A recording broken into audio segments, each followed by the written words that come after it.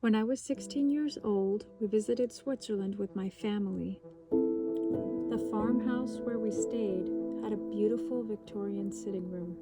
There on the table was a woven egg, and it smelled wonderful. That was my first introduction to a lavender wand.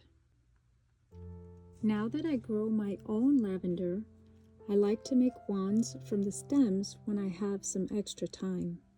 This variety of lavender is called phenomenal, and it does phenomenally in New Jersey's heavy clay soils.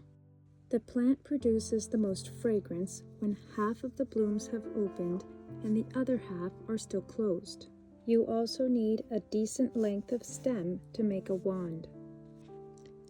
Gather up your stems so that there are no leaves and with the base of the blossoms all aligned. Tie a secure ribbon at the base of the blossoms. Make sure to leave one end of ribbon long and trim the other end short. Turn your bouquet upside down and begin folding the stems back on themselves. Be sure to evenly distribute the stems in all directions. Count your stems and divide them by an odd number. I counted 47 stems. I chose to divide them into 11 sections, with each section having 4 or 5 stems. Begin weaving the ribbon over and under the stem sections in a spiral pattern. Continue weaving around the bouquet, making sure to tuck inside any stray blossoms that try to poke out between the weaving. If you run out of ribbon length, just tie another section on and tuck the raw edges inside the weaving as you continue around the bouquet.